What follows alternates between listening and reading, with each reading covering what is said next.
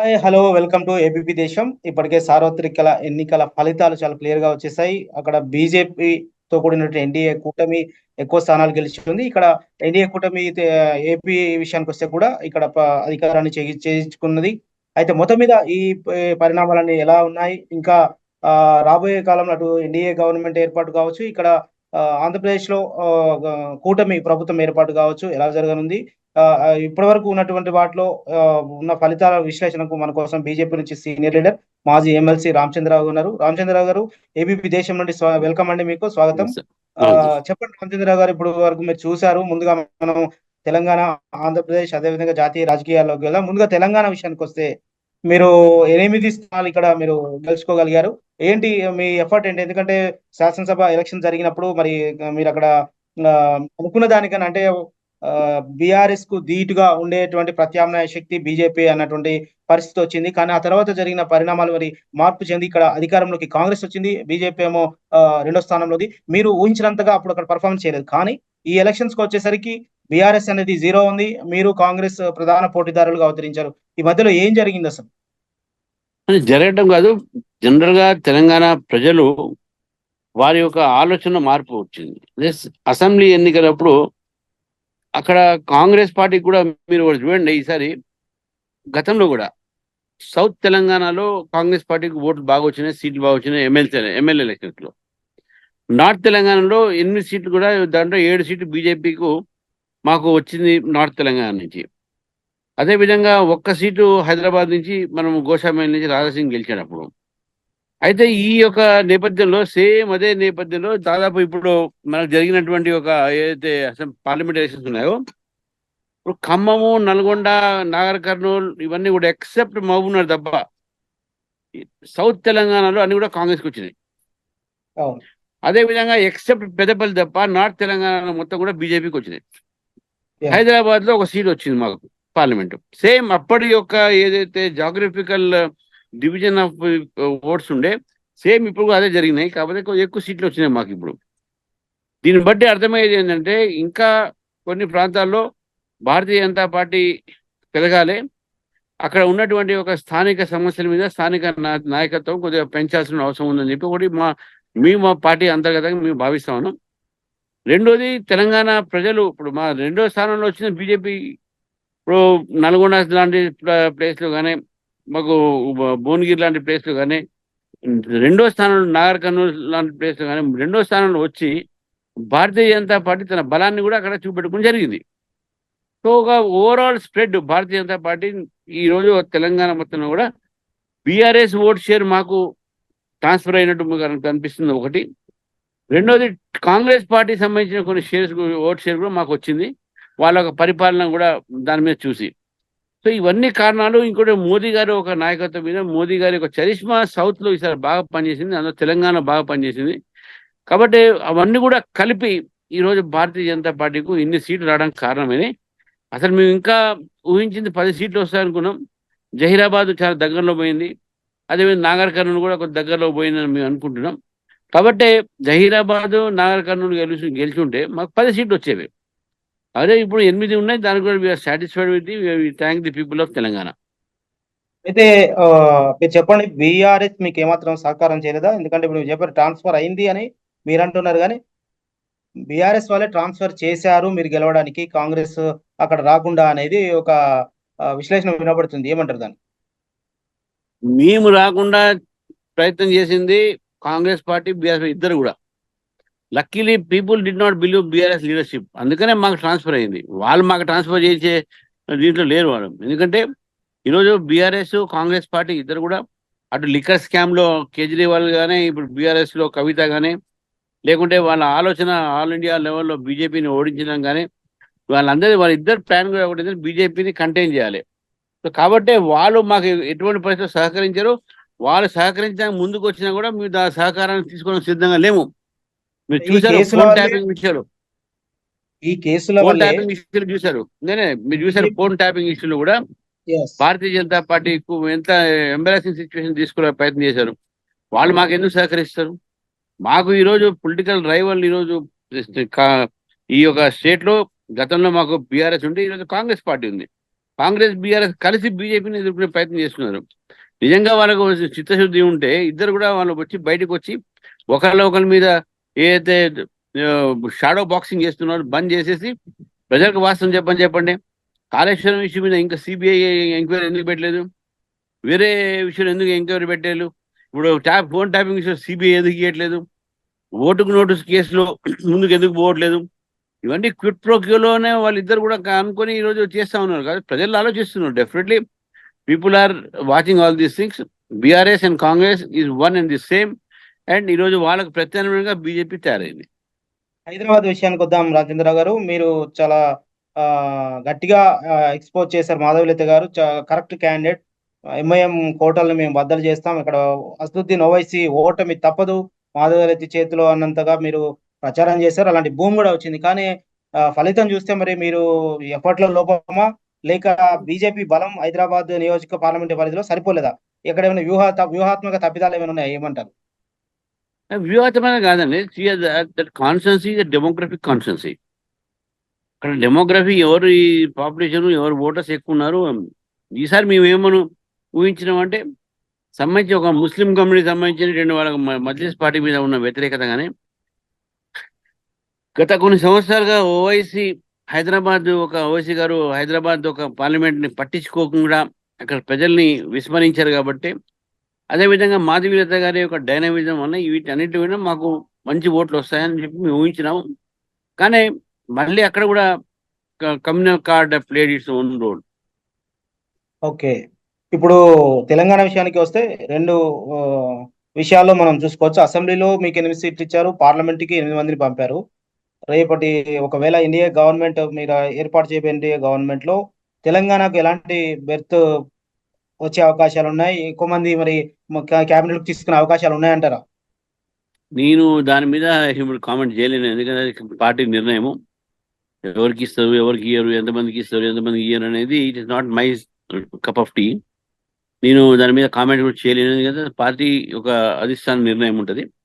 But ఏది ఉన్నప్పుడు కూడా మంచి పర్ఫార్మెన్స్ వచ్చింది కాబట్టి కేంద్ర పార్టీ డెఫినెట్గా భారతీయ జనతా పార్టీ తెలంగాణ యూనిట్ని గుర్తిస్తుందని చెప్పేసి కాబట్టి మాత్రం భావిస్తాం. గెలిచిన వాళ్ళే కాదు, ఆ గెలవడానికి కారణంగా కార్యకర్తలు కూడా గుర్తిస్తుంది. ఆంధ్ర రాజకీయాల్లో వెళ్దాం. మీరు కూటమిగా ఏర్పడ్డారు చంద్రబాబుతో, అదే జనసేనతో.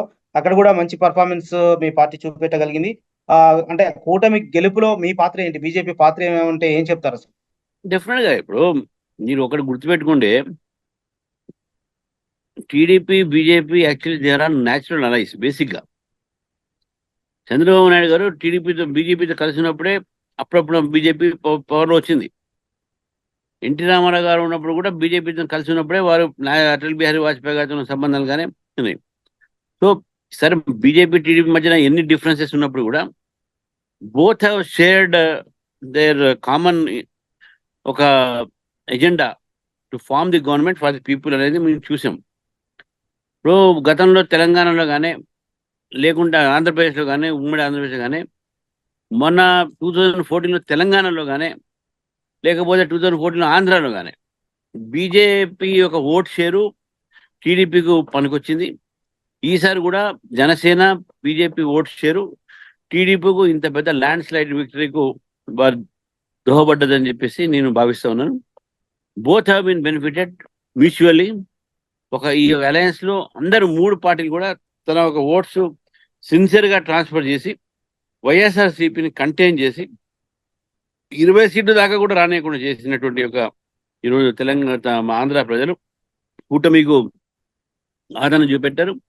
కూటమిలో ఉన్న 3 పార్టీలు కూడా వారి యొక్క కష్టము, వారి యొక్క స్ట్రెంగ్త్, వారి బలము, మోదీ గారి యొక్క చరిష్మా, చంద్రబాబు నాయుడు గారి యొక్క ప్రయత్నము, ఇవన్నీ కూడా మన పవన్ కళ్యాణ్ గారి యొక్క ఏదైతే వారు క్యాంపెయిన్, పురంధేశ్వరి గారి యొక్క కోఆపరేషను, ఇవన్నీ కూడా డెఫినెట్గా it contributed to the land slide victory of the alliance, NDA alliance.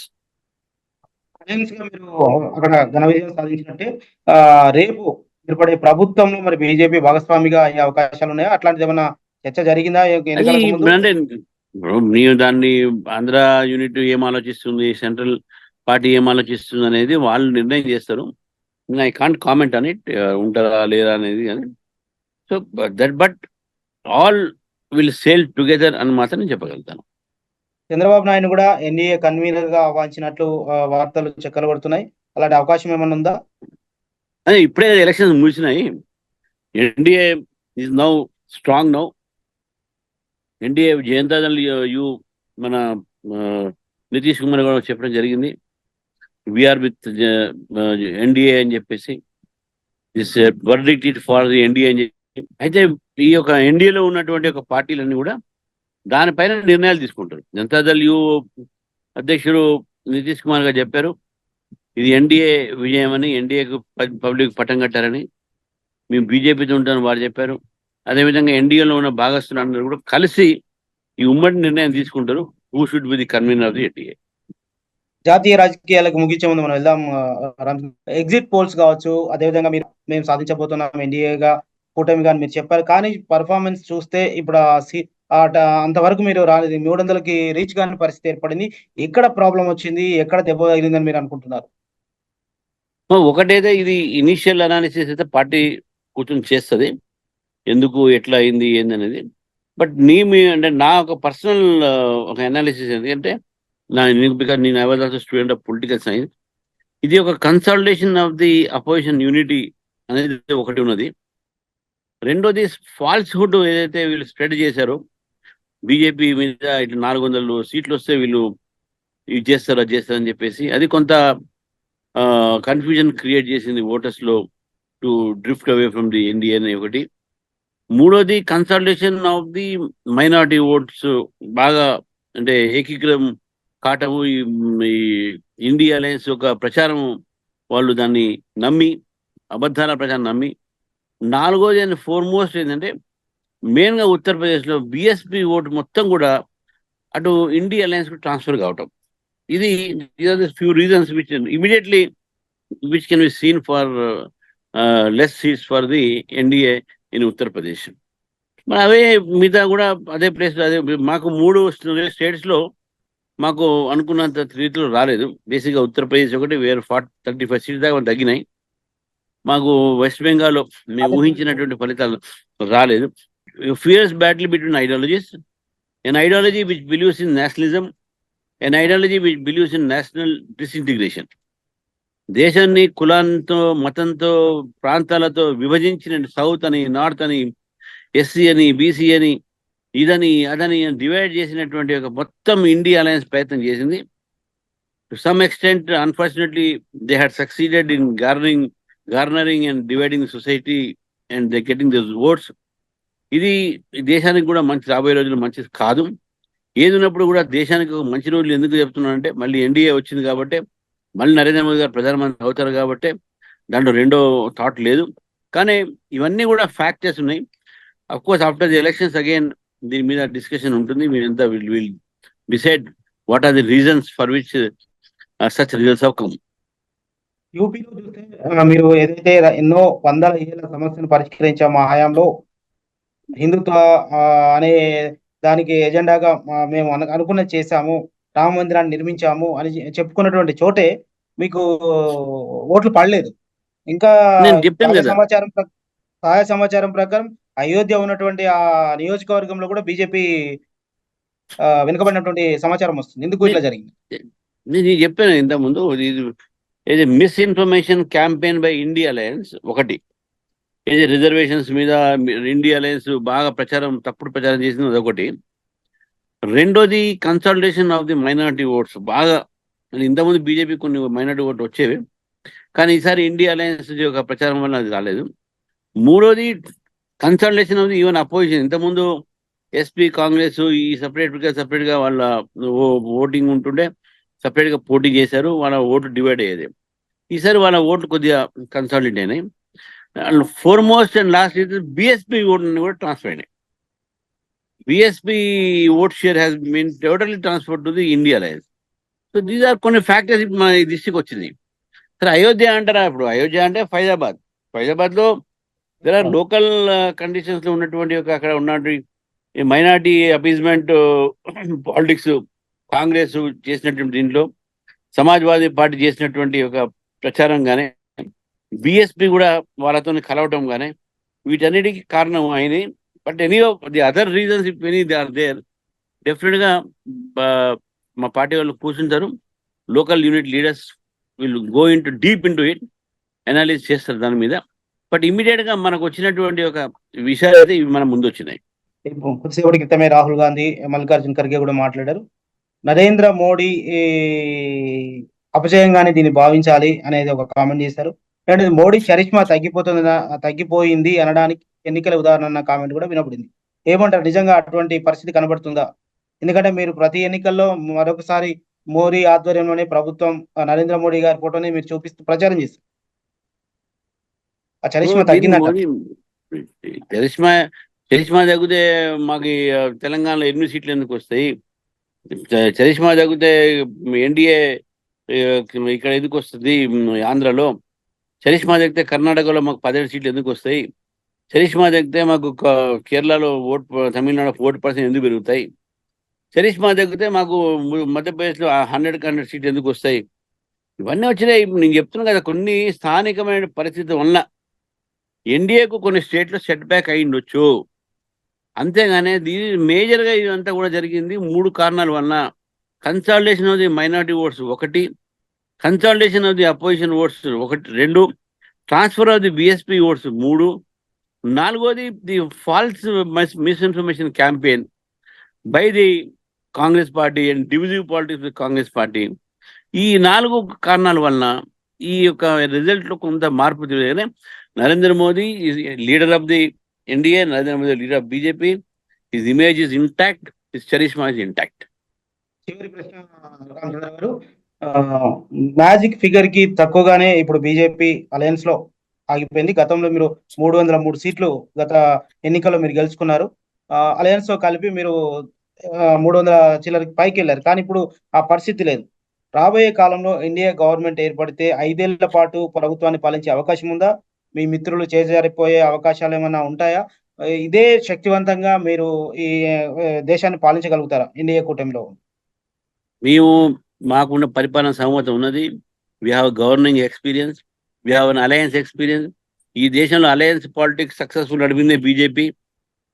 So డెఫినెట్గా the government will run efficiently, very comfortably for the next 5 years. Again next 5 years కూడా మళ్ళీ ఎన్డీఏనే వస్తుంది అనే రీతిలో ఈ గవర్నమెంట్ పనిచేస్తుందని చెప్పేసి కూడా అవుతుంది.